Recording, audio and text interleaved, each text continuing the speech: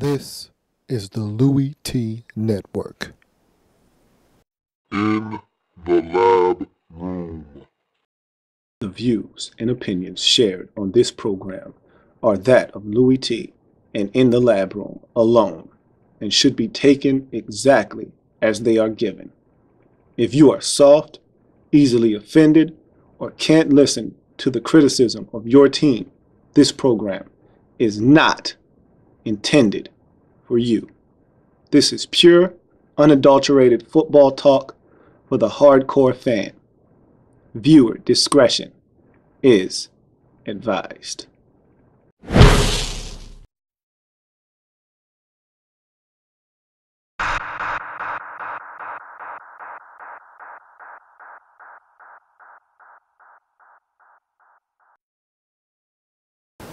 Welcome, you are in the lab room. I am your host, Lou. Thank you for joining me here on this program, 2014 Lab Reports. I'm going to jump right into it. Today we're talking about the Cleveland Browns and their training camp and looking forward to their 2014 season. And so I'm not wasting any time today. Enough of the chit chat. Let's jump right into it. The Cleveland Browns and their Lab Report.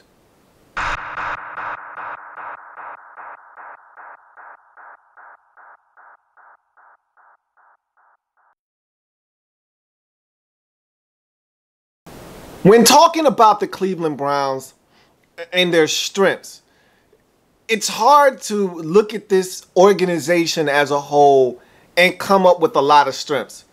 Because over the last decade or so, it's been a rough go of it for the Cleveland Browns, to say the least.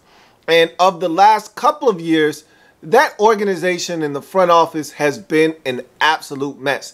But when talking about the Browns and what you can look forward to, the one thing you can give a man in life and feel really good about, and this is something, and I think sports is always a microcosm of life, and I think the same can be said with a franchise that's been downtrodden for a while, is hope.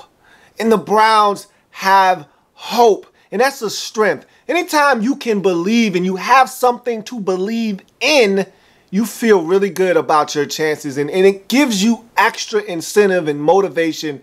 And right now, for all of the dysfunction that this front office has had and endured and went through over the last 3 or 4 years, they actually might have gotten it right. And so you feel like the front office maybe has finally started to straighten itself out, and maybe you'll get some stability there now with the guys that you have in place. And you look at your draft and you see Johnny Manziel being picked up. You feel like you had a really good, first round. And really, to me, I thought you had a strong draft overall with the guys you were able to acquire. And you went out, you spent some money in free agency, brought in some really good football players. So if you're a Browns fan, you feel really optimistic about the future right now because you might have found your quarterback of the future. It's a very exciting time in Cleveland right now. There are some things that kind of pull you down, a couple of Debbie Downers there in the mix, but right now your hope is on 1,000. And if you're a Browns fan, you got to feel good about the future, at least in 2014. This could all come crashing down in a heartbeat. But right now, you feel really good about the 2014 season and the prospects of actually playing some competitive football from weeks 1 to week 17. So hope, that's always a great thing, and that's a strength right now for the Cleveland Browns. Another strength for the Cleveland Browns is exuberance. This is a young, hungry, vibrant football team. And anytime you get a lot of youth on your football team, there's good and there's bad. There's give and there's take. And for the Browns, it's a good thing that they're a young football team because right now you don't want all of the stench and all of the heartache and disaster over the last 7 to 10 years from this organization to seep into 2014. You want the young guys, the fresh legs, the guys that don't know any better, that are wet behind the ears, breath smelling like Similac. You want these guys that are very green, that don't know any better. We don't know what the Browns did 2 years ago. We don't know what the Browns did 4 years ago. All we know is right now, and we're ready to get it done. And so this is a young football team, one of the youngest in the league. Only 7 players on this roster are the age 30 or older. Okay?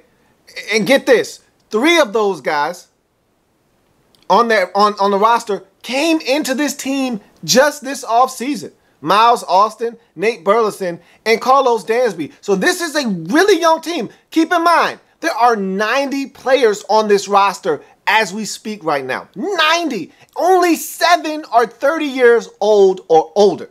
Okay? The Raiders will start more than 7 guys that have 10 years of experience on their team this year alone. And so you got to think to yourself, this is a really young roster here in Cleveland. And so this is a big step for these young guys, and you're hoping that they can take this step in the right direction, and everything is new. Not just the young guys and the exuberance in this locker room. You got a new head coach. You got a new general manager. You're even getting a new mascot, Swagger. So in Cleveland right now, everything is young, fresh, and new. Maybe you found the quarterback of the future. It's very bright right now in Cleveland. Let's hope it stays that way. You move on to weaknesses for this Cleveland Browns football team.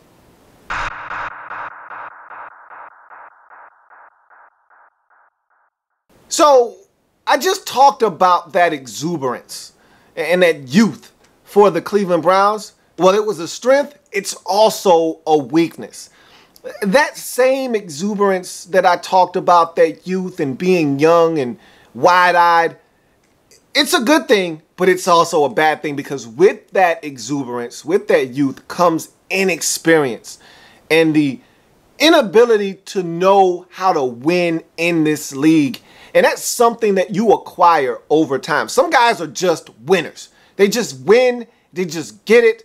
And from day one, you're getting a guy that understands what it takes to win. A lot of times, though, in this league, that is not the way that it works. You don't just come into this league and automatically get it like that. Some guys do, other guys don't. Andrew Luck was one of those guys that just came in and he knew how to win. Not all players come pre-assembled with that winning gene. Sometimes you gotta learn how to win.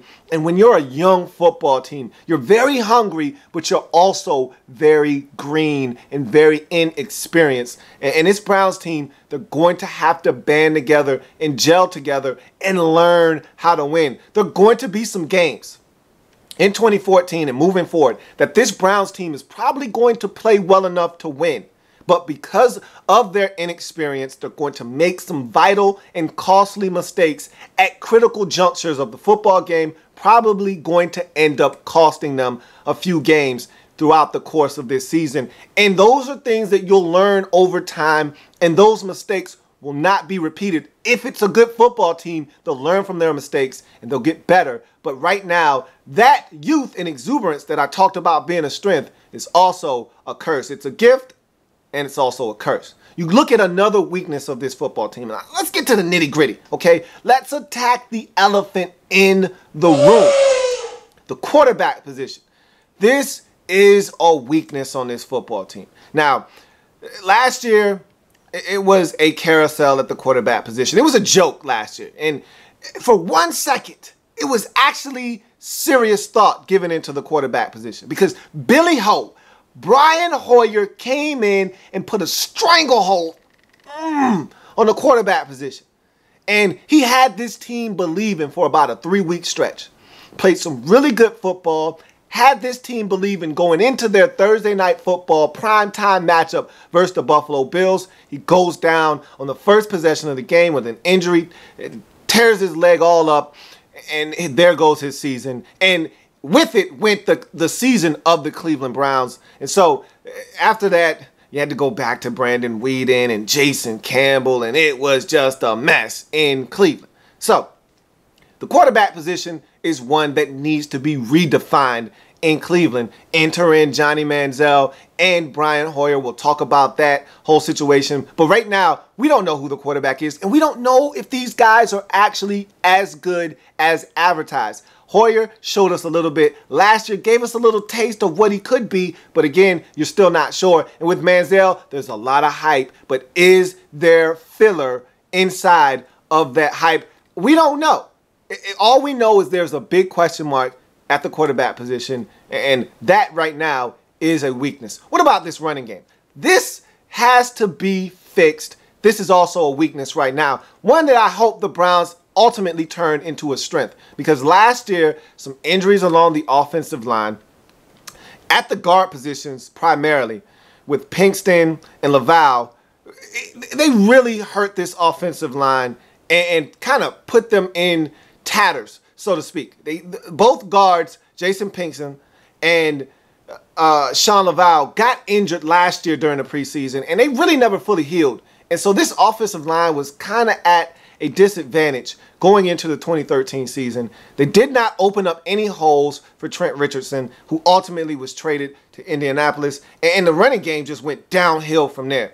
Willis McGahee, old man Willis, what you talking about, Willis, came in and did the best that he could. But when you're 49 years old and you're running the football, there's only so far you can go, especially when the offensive line isn't opening up that many holes for you. And so it was running back by committee. I mean, guys you never heard of were getting opportunities to tote the rock. Even Chris Ogbonnaya, who was slated to be the fullback for this team, actually had to take carries at running back. It was ugly last year.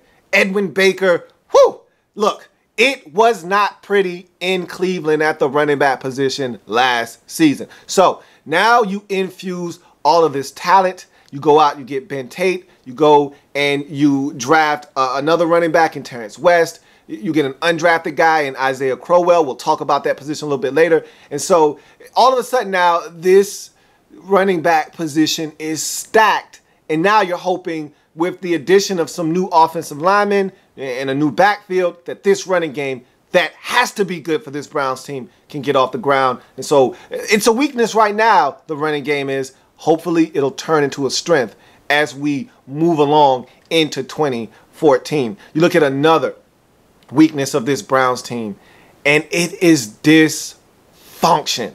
Okay, this Browns organization has been dysfunctional strong for the last 5 years. I mean, they've been so dysfunctional over the last 5 years or so that even the Oakland Raiders took a step back, pointed, and laughed at the Cleveland Browns organization. And we all know the struggles of the Oakland Raiders in their situations over the last decade or so. And even they have been able to get a nice chuckle or two out of the Cleveland Browns organization and the way they've mishandled situations. And so this is an organization that has fallen on hard times, but hopefully now they're moving in the right direction. I think they've got a really good head coach. I'm a big, huge Mike Pettin fan, and maybe they're starting to rectify this situation in Cleveland and just kind of stabilize everything and quiet it down. But with some of these guys that you have on the field, it's really hard. Even when the front office seems to be going in the right direction, now you have things on the field that are causing you problems.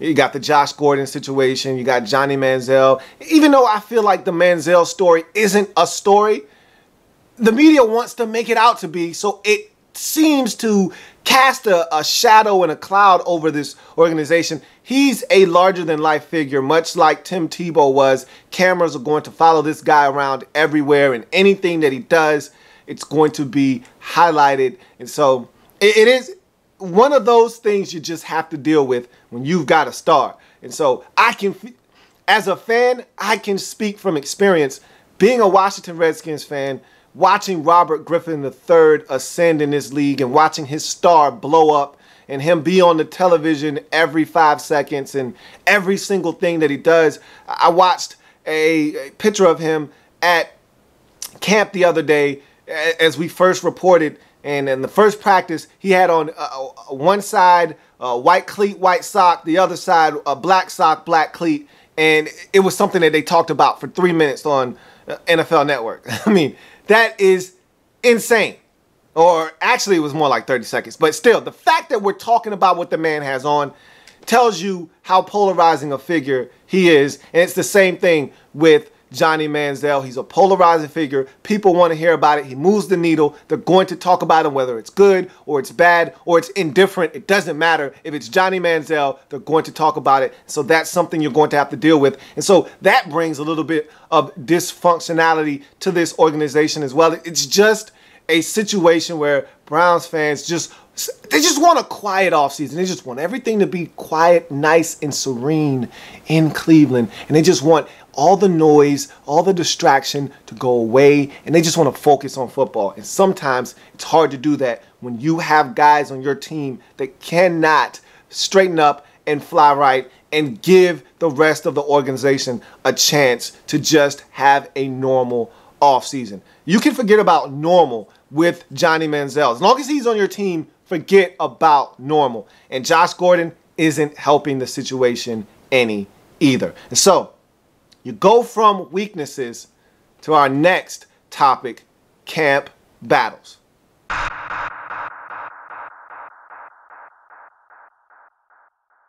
So as you can see, I have the assistance of my big board behind me. We're going to break down these camp battles and then move on from there and get into the experiment, all of which will be on the big board. So let's talk camp battles with this Cleveland Browns team. These battles are going to help shape and mold this roster, give you an idea of probably who's going to be starting on your football team, who's going to make the roster, and who probably will not. And so you start with the big granddaddy of them all, the quarterback position. And usually you don't want one of these if you're a franchise.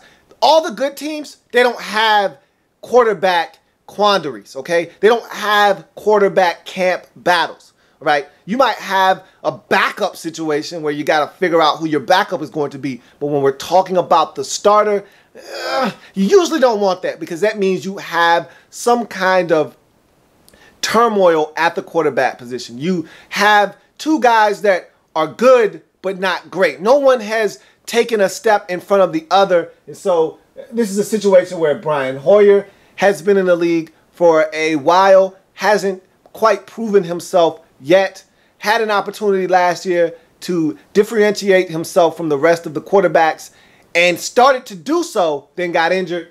And then you have, of course, Johnny Manziel, the hype machine that is Money Manziel. Can he come in and live up to the hype? There's a lot of things that he has to do to win this job. A lot of people want to just assume that because the Browns drafted Johnny Manziel in the first round and he is the future of this franchise, that he's just automatically going to be given this job. And you might be right, but I'm telling you right now, right here, right now, that Brian Hoyer is not to be discounted. This guy can play football. He proved it last season, and he's not going down without a fight. It would not surprise me in the least if week one, Brian Hoyer is your starter because, honestly, I think he's going to be the guy that gives you the best opportunity to win right now. And so that's definitely the first camp battle when talking about the Cleveland Browns that you got to focus in on because you got to know who your leader is at the quarterback position, the guy that's going to be under center, taking the snaps and leading this team on the offensive side of the football. You got to know who that guy is. And Mike Patton has already said, by preseason game number 3, we will know who that guy will be so that he can start taking starter reps and they can start to rally around the starting quarterback in Cleveland. So that is definitely one to keep an eye on. You move from there to offensive guard, and I talked about the guard position earlier on in this episode as to how it affected the running game last year. And so the Browns went out and made some improvements along this offensive line. And one of the first things that they went out and did was they went out and acquired Paul McQuiston out of that Seattle Seahawks organization, pulled him out. He's a guy that gives you versatility, can play tackle, can play guard. They're going to kick him inside and allow him to compete for the guard because we know that this Cleveland Browns team is stacked right now at that tackle position, or at least they have their starters in place. I really don't know how they feel about Mitchell Schwartz quite yet, but I think he still played well enough to start at right tackle. If they had an issue with him, maybe they would have given Joel Bitonio an opportunity, a guy they drafted in the second round out of Nevada. But speaking of which, Joel Bitonio is another guy that is in this mix. So really what you're looking at is both offensive guard positions are up for grabs. And there are 4 players vying for 2 spots. You got Paul McQuiston, the guy that they signed in free agency from Seattle, going against Jason Pinkston, one of the starters from a season ago, versus John Greco, another guy that saw snaps at guard last year with some of these injuries, versus Joel Bitonio, the young man out of Nevada that gives you versatility, can play tackle and guard. He's going to be a guard right now. Wouldn't surprise me that in the future he actually kicks outside to tackle. But right now, that's what you're looking at guard. McQuiston, Pinkston, Greco, Bitonio, all scrapping it out for 2 positions. I'm going to go ahead and go out on a limb and say that Joel Bitonio is going to man up one of those guard positions, preferably left guard. And so I'd like to think that he's going to win one of those positions barring injury, because I think that guy is excellent. I think the world of him, and I think he's going to be a really good pro. So I think he's going to get one of those guard positions. Really, you're looking at McQuiston, Pinkston, and Greco for the other guard position, if you ask me. But again, I can't be certain of anything. That's just my opinion. I expect Joel Bitonio to be a starter day one and allow those other 3 to battle it out for the other guard position. You move on to inside linebacker. You went out and got Carlos Dansby. That was excellent. Even though he's an aging veteran, that guy played phenomenal football. You could argue his best season of his career last year in Arizona. He comes in, gets a big lucrative deal from the Browns to help man up the inside. And really, that's great because he comes in and takes the place of a guy that had been a stalwart in Cleveland for a long time in DeQuell Jackson. So you fill a void after it was vacated. But the problem is you still don't have anybody next to him. And now you look at Craig Robertson, who is the other inside linebacker, the prohibitive favorite to be the starter at the other inside linebacker position. He was terrible last year. He was terrible last year. And so if you're the Browns, you don't want this guy starting. You want anybody but him. No, Craig, go that away. And so if you're the Browns, right now it's Craig Robertson versus the world. The world, Craig. He's got to fight off every single inside linebacker this team has to remain the starter. They are begging and pleading and hoping someone takes this job away from him. But at the end of the day, when all you have is rookie Christian Kirksey, a guy you selected in the 3rd round out of Iowa, and Tank Carter being the guys that are trying to take this job away from him, I find it hard to believe that Craig Robertson doesn't win this job. He's really got to screw this one up to not be the inside linebacker starting week 1. Doesn't mean he'll be the starter all season long. Just means he'll be the guy that they trust the most because he's had the most reps and snaps at inside linebacker for this team. But it wouldn't surprise me one bit if someone was able to take it away from him because they don't want to put him in as bad as he played last year. And maybe last year he went through some growing pains and he learned the position, took some lumps, and he'll get better. But it was rough for him last season. And so they're hoping that someone, anyone, and again, they'd love to see Kirksey come in and man it up. But again, he's a rookie. You can only expect so much from a rookie. So that one is definitely worth keeping an eye on because I'll tell you this much. One injury to that linebacker position, and it's going to get ugly. In here. Oh, in here. Oh, in here. Oh. It's going to get ugly. So you better hope guys stay healthy because if this linebacking core takes 1 or 2 bumps inside, woo, it's going to be ugly. So you move on to running back. And I talked about this being a weakness and you're hoping that it turns into a strength. Here's why.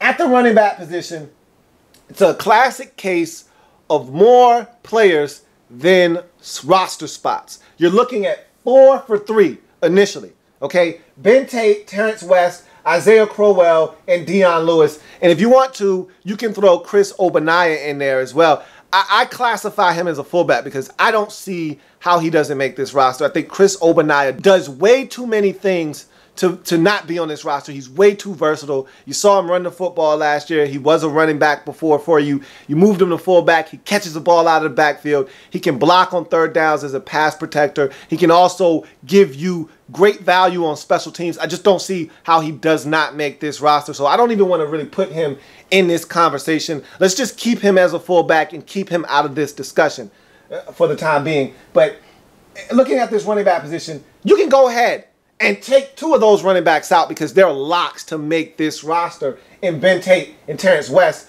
your one of your draft selections. So take those guys out of the equation, and what you are left with is 2 for 1. 2 guys for 1 roster spot because I only see the Browns keeping 3 tailbacks. So now you look at undrafted rookie Isaiah Crowell, who started out his career at the University of Georgia, ran into some issues off the field, and went and played for a small school. And this guy is extremely talented. Some are saying he could easily be the most talented back and natural running back on this roster. And so that's high praise, okay, for a guy that came from a small school. But again, if you know the story and know his background, you know that he was one of these guys that was highly touted out of high school, went to Georgia, and started to really do some things at the University of Georgia before he ran into those struggles off the field and ended up transferring. So he's a guy with immense talent. A lot of people expect him to make this roster. But what about Dion Lewis? Remember last year in the preseason, Dion Lewis and Trent Richardson looked like they were going to be a very formidable 1-2 punch. And then he goes down with an injury in the preseason. Trent Richardson struggles. You get the injuries to the guard position, and everything just went totally haywire. And so Dion Lewis is a guy that I don't want everyone to forget about because he can play football as well. And I think he offers some things in veteran presence, a guy that's been in this league for 3, 4, 5 years, a guy that knows how to get it done. And he's a quicker than fast guy, can run, can catch it out of the backfield. You saw the versatility last year in the preseason. He was catching the football, looking very spry out of the backfield. Linebackers were having a hard time covering him. He could run the football as well. He was one of those guys, much like Bryce Brown, who was traded to the Buffalo Bills. He was one of those guys that was stuck in Philadelphia at the running back position, at a log jam. And I was like, if he could just get out, stop getting into trouble off the field. If he could just get out of Philadelphia, he could have a chance. And he got out of Philadelphia and landed in the perfect position, and then he got injured. Don't forget about Dion Lewis. It wouldn't surprise me at all if the Browns said, hey, we don't want to let any of these guys go, and they keep 4 running backs. I just don't see them having that type of flexibility, and you'll find out why here in a second. But it's 2 for 1. It's definitely a 2 for 1 situation, and you'll find out in a second why that is. One of these guys isn't going to make the roster. They'll be on someone's roster probably in the NFL, just not in Cleveland. You move on to the wide receiver position, and this, without a doubt, after the quarterback position, is the most intriguing position on this roster. And not for a good reason. For a really bad reason. All right. And this should have been mentioned with weaknesses, because this should have been a strength. Josh Gordon turned in one of the most phenomenal sophomore seasons you'll see out of a receiver in NFL history. I mean, he was absolutely dynamic and dominant last season. And keep in mind, he missed the first 2 games of the season with a suspension. And he did what he did. He led the league in receiving yards, was a menace, posted back-to-back, I want to say either 200-yard games or close to it, but had the most yards in NFL history in a 2-game span. He shredded 2 teams back-to-back. It just was a thing of beauty. I think it was the Steelers and the Jaguars in respective weeks. It just phenomenal. But this guy can't be counted on right now because of the off the field situations. And so what he has done is he's put this team in a tremendous bind. Here's why. Because now with his situation, first of all, you don't have an alpha dog at receiver. You've just got a whole bunch of stuff.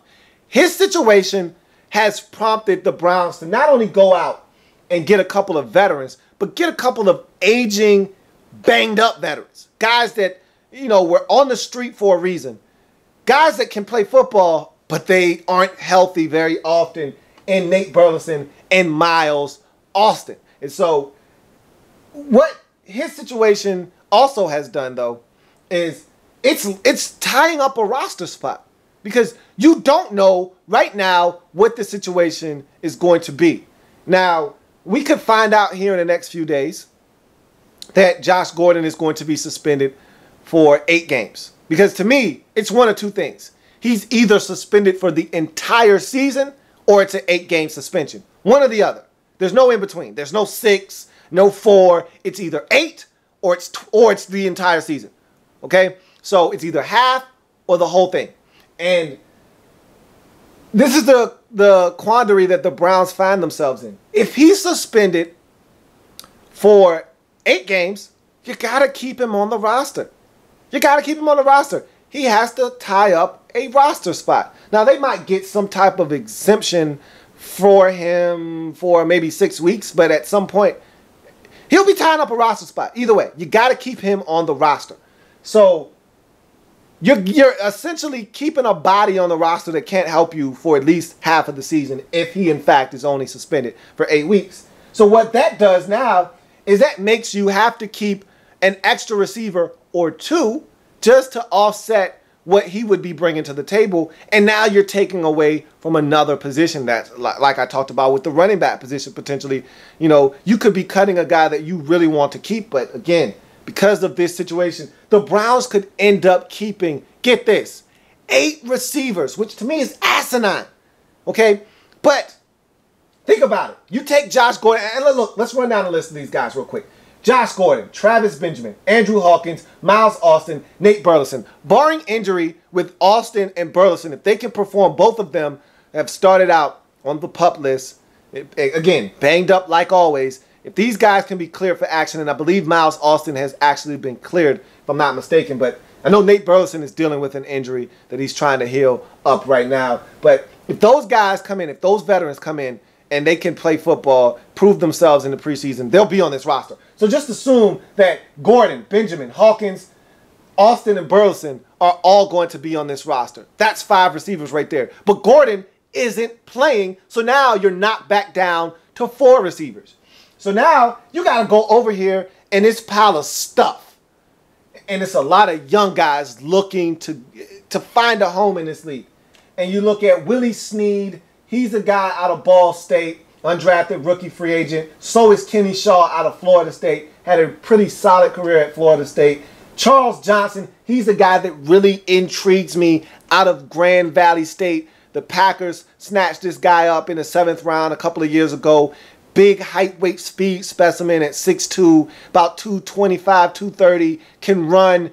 He intrigues me a lot. He's a guy that I look forward to making this roster. Want to see him in the preseason and see if he performs and can stick on this roster. Connor Vernon is a guy out of Duke that had a very good career in college. The Raiders made him their undrafted rookie free agent. Did not stick there. Want to see if he can make this roster. And Chandler Jones, a guy out of San Jose State, another undrafted rookie free agent. So you look at this team, they could easily keep 2 or 3 of these guys just because you don't know what you're getting out of those veterans that are banged up. So you might actually have to keep 2 of those guys out of that rookie undrafted free agent pool and a couple of those second-year guys like Johnson and Vernon who are trying to stick onto this roster because Gordon isn't going to be there.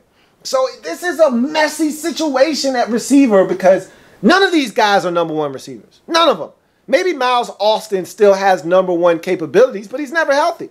So between his hamstring, Burleson just being banged up all the time, and a bunch of guys that you want in your slot, there's no definitive number one. I'd argue that there's not even a number two on this list. If you take Austin and Burleson out of the mix, you got a bunch of threes and guys that don't know what it takes to get it done in this league at receiver and these undrafted guys. So this could get messy in Cleveland at the wide receiver position. We go from there, however, to the experiment that I have dubbed New Browns, Same Doo-Doo.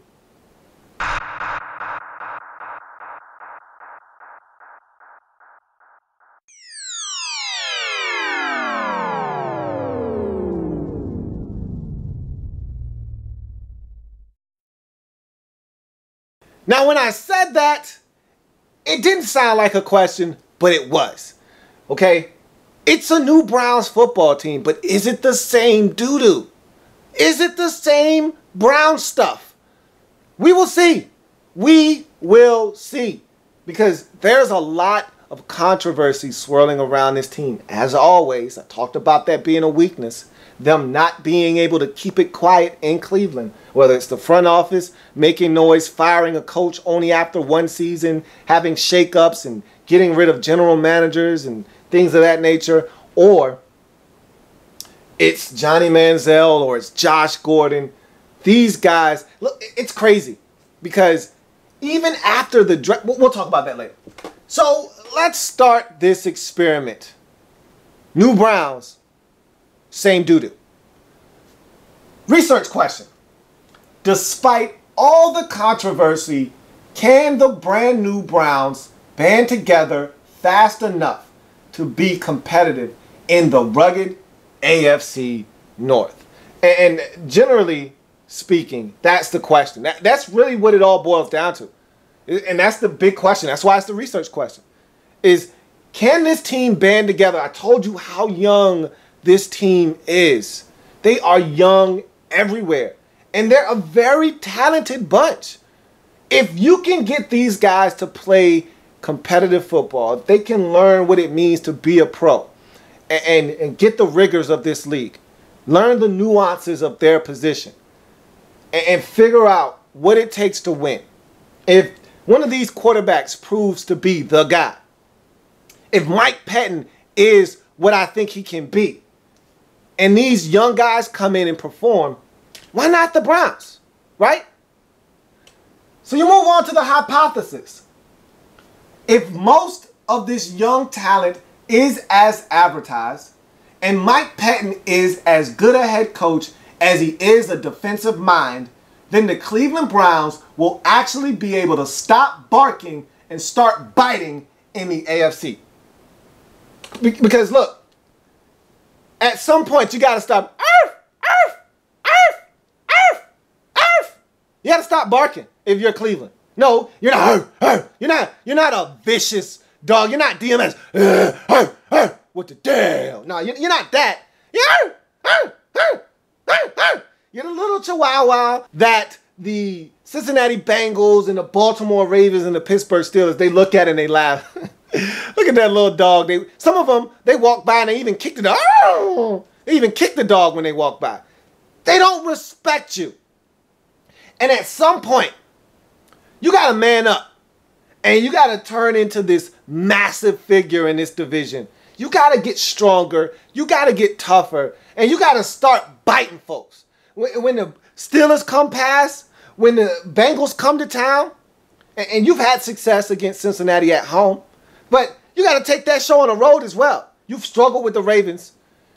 And so you got to figure out ways when these teams walk by, instead of you, instead of barking, or in your case right now, instead of barking when they walk past, if they put their finger in front of your face and they start wagging at you, bite it and gnaw it off. You got to start biting folks. Stop barking, start biting, and you're hoping that this young talent and this head coach, this new general manager, that all of these different things coming together, all of these different figures, if everyone plays, coaches, scouts up to their maximum potential, quarterbacks, running backs. If you can get some of these guys with this off the field stuff to straighten up, and I'm mainly talking about Josh Gordon because this guy is a dynamic talent, the likes of which this league hasn't seen since, I would venture, Randy Moss. And again, I know about Megatron. How is the Megatron? But we're not talking about 6'5". We're not talking about a guy that is Randy Moss, who was 6'4". We're talking about a guy that's 6'2" and some change, but runs like he's 5'11", has body control, that does everything in a package that you can respect. And if he can come back and you can get some of these other guys balling, this Browns team, I'm telling you, Mike Patton is going to get this defense running. Okay? It's the offense that I'm worried about. Because this defense, I think they're going to do some things. And we'll talk about that a little bit later, but it's this offense that I'm worried about. And so we'll see if that hypothesis can come to fruition. Materials needed. Billy Ho Show or Money Manziel. Either way, you need one of these guys to step up. If Billy Hoyer, if it is Brian Hoyer's job, then Billy Ho must take charge of the show. And if he can do that, much like he did last year for about a 3-week stretch, that man came in and played some competent football, put you on a 2-game winning streak, had you feeling good. Hell, you are even leading the AFC North for a week at 3-2. When's the last time the Browns, A, were atop of the division after 5 weeks of football, and B, were even over 500 after 5 games of football? I don't know the answer to that. I don't want you hurting your brain trying to think either. Just know that last year, that's where he had you guys. He had you trending upward, got injured, and so the rest is history. So if it's his show, if it's the Billy Ho Show, I need Brian Hoyer to go out and get it done. If it's Money Manziel time, if he goes in and they give him the job, or should I say, if he earns the job, and he's your starter day one, or at any point in this season, he has to come in and be money. You want to flash the bills? I need you to go out and make some money. I need you to be money for this organization. Go out and be the leader of men that this Browns organization needs. Either way, your quarterback position needs to be stabilized by one of these guys. You move on to the next material needed. Receivers wanted. And I was just handed an ad by the Cleveland Browns, so I'm going to read it very quickly.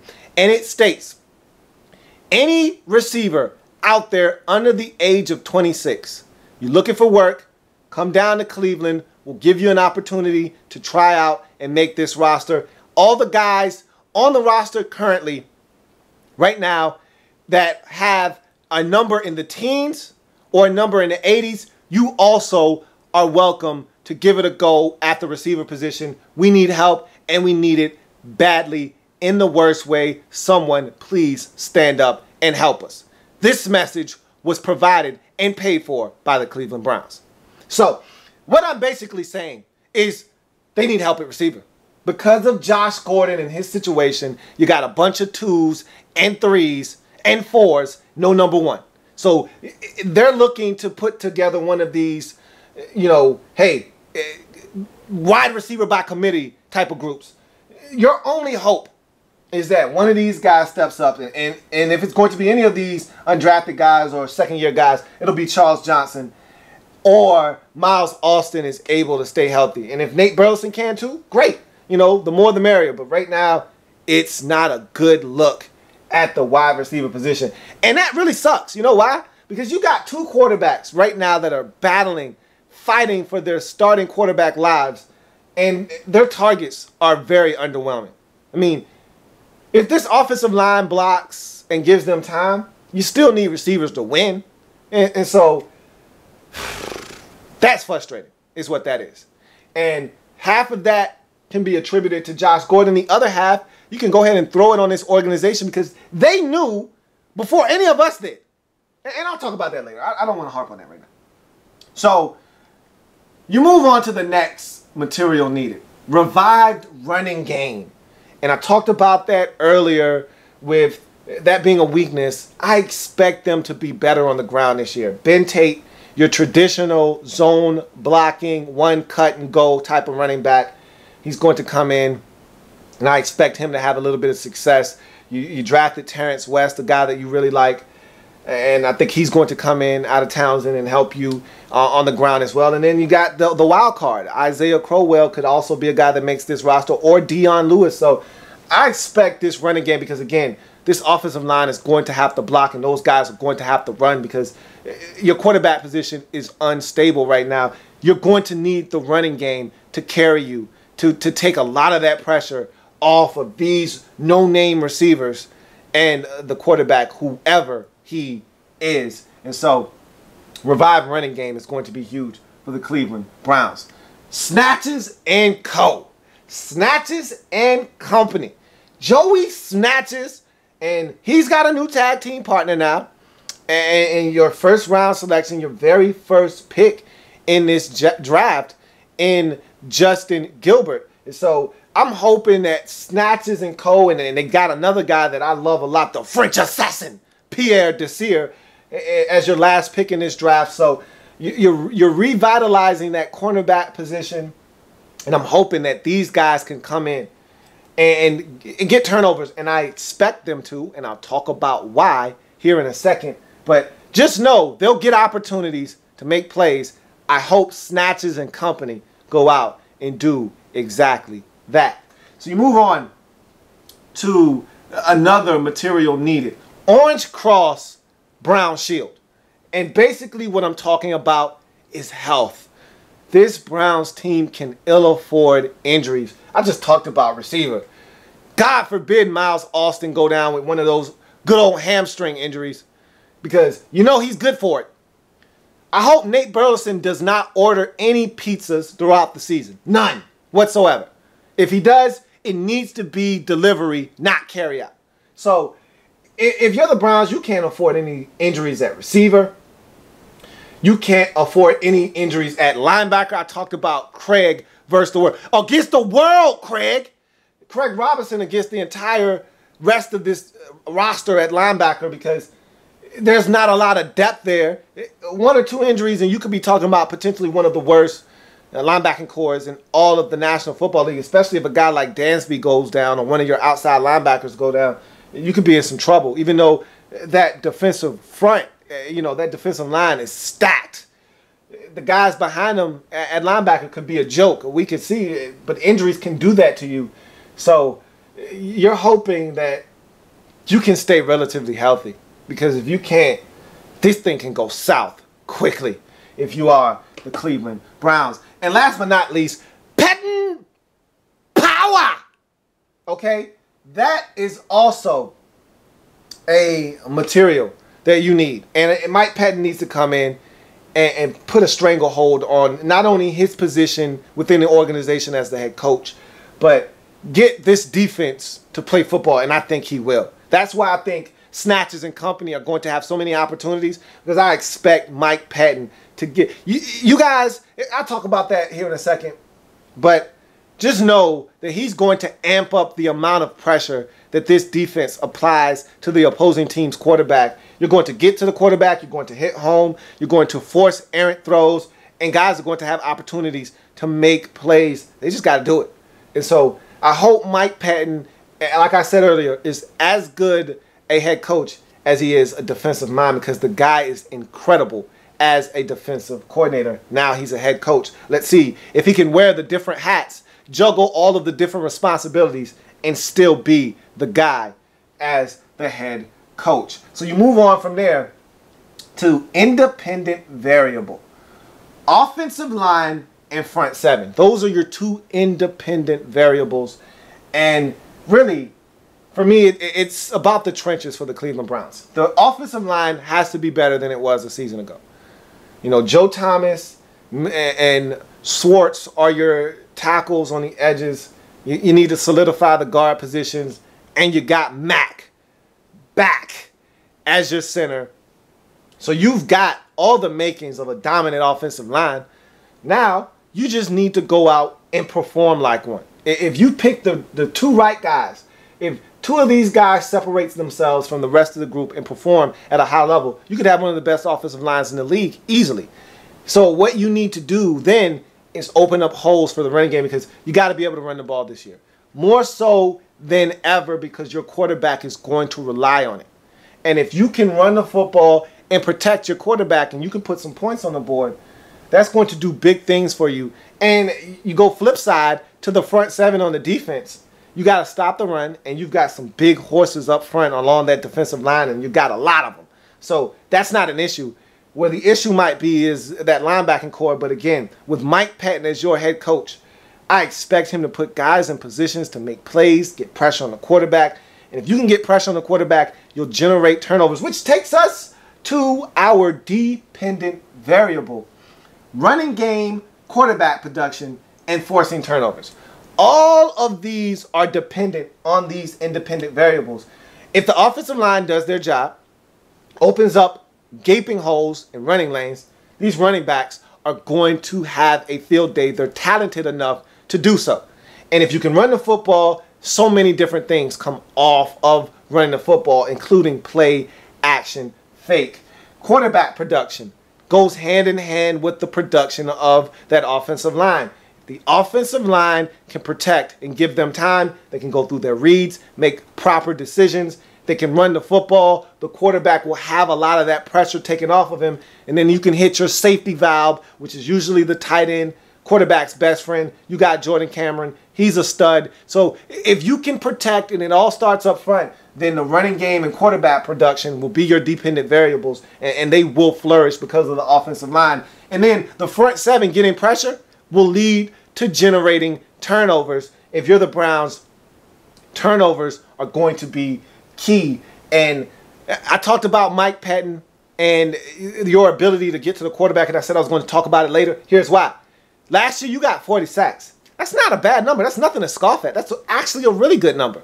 But Mike Patton is going to take you to another level, okay? Understand what I'm about to say to you.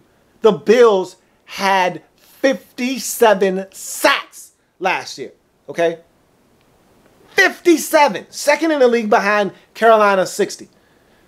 He's going to take you into another stratosphere. 40's nice, but 50 is elite. He's going to take you to that next level. If guys listen to him and perform at a high level, okay, you're going to need guys to step up. Guys, Paul Kruger's going to have to step up. Barkevius Mingo going to have to step it up.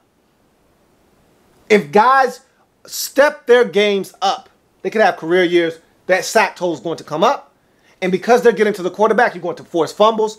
And more importantly, there are going to be some bad throws. Some rushed decisions, some errant throws, some opportunities for some interceptions. And that's where the turnovers come into play. That's where that front seven comes into play. So that's why forcing turnovers is a dependent variable, because it all depends on the front seven getting the job done in the trenches. So you go from there to the constant. And there's two constants. The Joes and then dysfunction. Let's start with the Joes. And it's been a pleasure to watch Joe Hayden, a.k.a. Joey Snatches, mature into one of the best corners in the league. You saw him come into the league, this young kid that, you know, a lot of people discounted because of his, you know, bad times at the combine. He went in, lit it up at his pro day. Browns take him in the first round. And he's done nothing but get better each and every single year. And if you make a mistake around him, the thing I love about it is he'll make you pay for it. It's nice when you got a corner that's around the football that won't allow the receiver to catch it, but you get tested when you don't pick off the quarterback. When quarterbacks don't pay for mistakes, they'll try you because they know, hey, he might break the pass up, but he won't make me pay for it. He won't take it away from me. So the thing about Joey Snatches, and that's why he's Joey Snatches, because he'll take the ball from me. Snatches, give me that. You don't need it. You don't want it because you came over here messing with me. So you obviously don't want the football. And it's been a pleasure to watch him grow as a football player. And I'm hoping that he continues to ascend into another stratosphere as one of the better corners in this league. And the other Joe Thomas, has been an absolute rock at left tackle since the day he was drafted. He's come in, stabilized, and solidified. And nothing like knowing that you have your back covered as a quarterback. And Joe Thomas has been that since he's been drafted. I think he's going on his 8th or 9th season in this league. Been one of the best tackles since day one. And he continues to be that in Cleveland. Those are your constants for the Joes. Dysfunction is another constant. And I hate to beat a dead horse because I've talked about this enough. Really, I have. But it's a constant nonetheless. With the situations going on with Josh Gordon and even Manziel to an extent, then the front office situations, hopefully that's being stabilized. I don't want to harp on it too much more. I've already done it. But dysfunction has been a mainstay in this organization. And it's led to the stadium in Cleveland being called the Factory of Sadness. When your stadium gets a name like that, you know there's been some heartbreak and dysfunction going on in your city. So you move on from there to the conclusion. What does this all mean for the Cleveland Browns? Because there's so many questions, because this is a young football team, because this is a first-year head coach, because there are so many things that are working against this Browns team, I just can't see them taking the steps necessary. And it's crazy because there are a lot of winnable football games on this schedule for the Cleveland Browns. There really is. But because we don't know who the quarterback is, and we don't know how they're going to perform, because we don't know if this offensive line will be solidified or not, because Josh Gordon can't keep his head straight and isn't on the field helping his team, and instead is going to be suspended for how long we don't know yet, but probably for 16 to 8 games, somewhere in that general vicinity. He's not helping his team on the field. They're going to struggle probably at receiver because the inside linebacker position is not solidified, because there are so many question marks and not enough answers. And this team is young and they don't know better. And they're going to make mistakes because there are so many factors and extenuating circumstances going against the Cleveland Browns. I can't see them finishing anything better than 5-11, which is a shame because there's a lot of talent on this team, but they got to learn how to win. And you got to answer some of these questions for me. Are either one of those guys good enough to be the guy in Cleveland? Don't know. How long is Josh Gordon out for? I don't know. Is this offensive line going to be solidified? I don't know. Is the inside linebacker position, is the depth of this Browns football team going to be tested at receiver, at inside linebacker? I don't know. Stop asking all these questions because I don't have the answers to them. And because I don't know, what as human beings scares us the most? The unknown. I don't know. I don't know. Stop asking. I don't know. And so because I don't know, this is a 5-11 football team. Got enough talent to win 8 games, 9 games, challenge for a playoff spot. But because of all of these questions that I have and not enough answers, 5-11 is the best I can do for you. Best I can do. And so, that's going to do it for the Cleveland Browns and their lab report. Keep in mind, if it happens in the National Football League, whether big or small, we cover it all here in the lab room. I thank you for joining me. It's been the Cleveland Browns. Come back and join me tomorrow when we'll be talking about the next team up on the docket, the Houston Texans. See you tomorrow, 7 p.m. sharp.